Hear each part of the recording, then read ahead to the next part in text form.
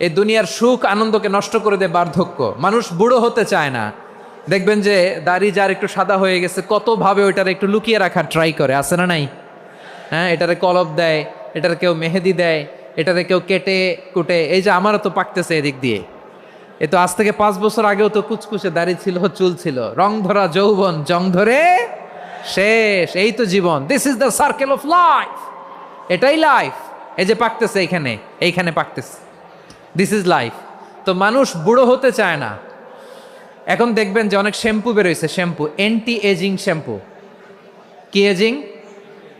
Anti ageing. Cream বের হয়েছে, cream anti ageing cream.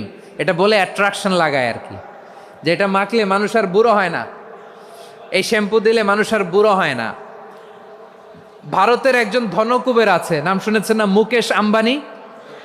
ওনার স্ত্রী নীতা আম্বানি, আমি একটা নিউজে দেখলাম যে তিনি গোল্ড ওয়াটার খেয়েছেন। 1 বোতল গোল্ড ওয়াটারের দাম মোস্ট লাইকলি $60,000, $60,000 1 বোতল গোল্ড ওয়াটার। কেন? এটা খেলে বার্ধক্যের ছাপ নাকি চেহারায় লাগে না। কিন্তু মানুষ যতই বয়স ধরে রাখতে চাক এই দুনিয়ার জামিনে, সে কি তার বয়স লুকাতে পারে? আমার কলিজা টুকরা সিলেট, আওয়াজ করে বলেন, এই দুনিয়ার জীবনে বয়সকে ধরে রাখা যাবে? এই পাশে কোরাইশ, এই পাশে মুসলমানেরা। বিশ্বনবী জালামাই ভাষণ দিলেন, বললেন, কুমু ইলা জান্নাতিন আরদুহাস সামাওয়াতি ওয়াল আরদ উইদ্দাত লিল মুত্তাকিন। ও আমার সাহাবারা, ওই জান্নাতের দিকে ছোট, যেই জান্নাত আকাশ জমিন বিস্তৃত। তোমরা দেখতে পাচ্ছ এটা বদরের ময়দান না, এটা আল্লাহর জান্নাত। আওয়াজ করে পড়েন আল্লাহু আকবার। বিশ্বনবী বললেন, ছোট ওই জান্নাতের দিকে, যে জান্নাতের বিস্তৃতি আকাশ জমিন বিস্তৃত। বিশ্বনবীর এই কথা শোনার পরে এক আনসারী সাহাবী সাইয়েদনা উমাইর ইবনুল হুমাম রাদিয়াল্লাহু তাআলা আনহু খেজুর খাচ্ছিলেন। তিনি বিশ্বনবীর দিকে তাকিয়ে কথা শুনছেন আর খেজুর খাচ্ছেন। যখন বিশ্বনবী বললেন জান্নাতের দিকে ছোট, যে জান্নাত আকাশ জমিন বিস্তৃত, বিশ্বনবীর কথা শোনা মাত্র সাইয়েদনা উমাইর ইবনুল হুমাম বললেন বাহ বাহ। কি বললেন? বাহ বাহ, মানে চমৎকার, মাশাআল্লাহ, চমৎকার।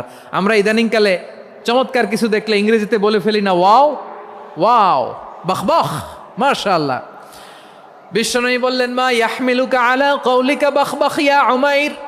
ও উমাইর, আমার এই কথা শুনে তুমি কেন বললা বাহ বাহ, চমৎকার চমৎকার কেন বললা?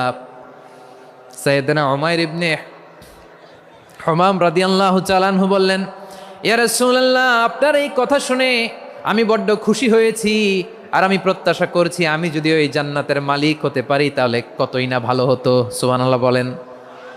বিশ্বনবী বললেন, ছোট ওই জান্নাতের দিকে, যে জান্নাত আকাশ জমিন বিস্তৃত।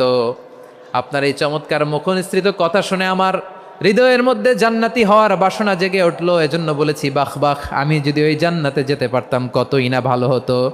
উমাইরের কথা শুনে বিশ্বনবী বললেন, ঠিক আছে উমাইর, জান্নাতে ঢোকার জন্য, এই জান্নাতের অধিবাসী হওয়ার জন্য যেহেতু তোমার এত আকাঙ্ক্ষা, আমি বলে দিলাম আনতা মিন আহলিহা, তুমি আল্লাহর ওই জান্নাতের অধিবাসী হবা।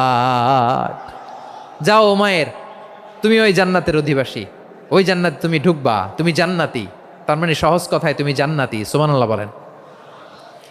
যখনই বিশ্বনবী বললেন জান্নাতি, সাইয়েদনা উমাইর রাদিয়াল্লাহু তাআলা আনহু খেজুর খাচ্ছিলেন আর মনে মনে ভাবে, বিশ্বনবী যখন ওয়ারেন্টি দিয়েছে, বিশ্বনবী যখন গ্যারান্টি দিয়েছে আমি জান্নাতে যাব, তাহলে হাতে তো এখনো 3টা খেজুর বাকি। এই 3টা খেজুর যদি খাই তাহলে জান্নাতে ঢুকতে দেরি হয়ে যাবে। সুবহানাল্লাহ পড়েন। হাতে কয়টা খেজুর? 3টা খেজুর। বিশ্বনবী বললেন, উমাইর আনতা মিন আহলিহা, তুমি ওই জান্নাতের অধিবাসী, তুমি জান্নাতি।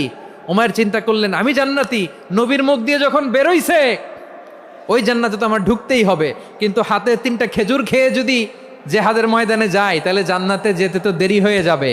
এই চিন্তা আসা মাত্রই খেজুর 3টাকে তিনি ছুঁড়ে মারলেন, তলোয়ার বের করে আল্লাহু আকবার বলে বদরের ময়দানে ঝাঁপিয়ে পড়লেন। আল্লাহর শত্রুদেরকে কচুকাটা করে এক পর্যায়ে শাহাদাতের সুধা পেয়ে নিজেও জান্নাতি হয়ে গেলেন। পড়েন সুবহানাল্লাহ। আমরা দুনিয়ার বুকে আমরা হয়েছি দুনিয়ার পাগল, ক্ষমতার পাগল, সম্পদের পাগল, খ্যাতির পাগল। বিশ্বনবী তার সাহাবাদেরকে বানিয়েছিলেন জান্নাতের পাগল। পড়েন সুবহানাল্লাহ। সূরাতুল আহজাবের 45 এবং 46 নম্বর আয়াত আমি তেলাওয়াত করেছি, যেখানে আল্লাহ তাআলা বিশ্বনবীর 5টি বৈশিষ্ট্যের কথা বলেছেন। কয়টি? সবাই বলুন আওয়াজ করে, কয়টি?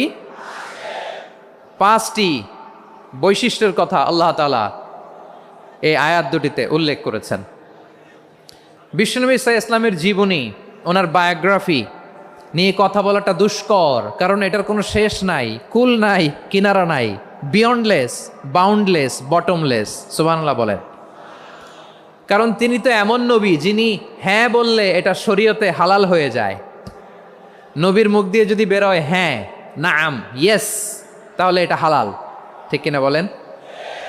এ নবীর মুখ দিয়ে যদি না বের হয় যে না, নো, তাহলে এটা শরীয়তে হারাম হয়ে যায়। কেমন নবী আমরা পেয়েছি, যিনি হ্যাঁ বললে হালাল, না বললে হারাম, যিনি সাব্বাবা, এই আঙ্গুলি উপরের দিকে উঁচু করলে চাঁদ ভেঙে 2 টুকরা হয়ে যায়, যে নবী জমিন থেকে পা উঁচু করলে আল্লাহর আরশে মেরাজে চলে যায়, এমন নবীর উম্মত আমরা হয়েছি। যে নবীকে বাদ দিলে কোরআন বোঝা যায় না, কারণ এ নবীর উপরই কোরআন নাজিল করেছে কে? এ নবীকে বাদ দিলে হাদিস বোঝা যায় না, কারণ হাদিস তো এ নবীর মুখনিসৃত পবিত্র বাণী। সুবহানাল্লাহ পড়েন। এ নবীকে বাদ দিলে জান্নাত চিনা যায় না, কারণ জান্নাত তিনি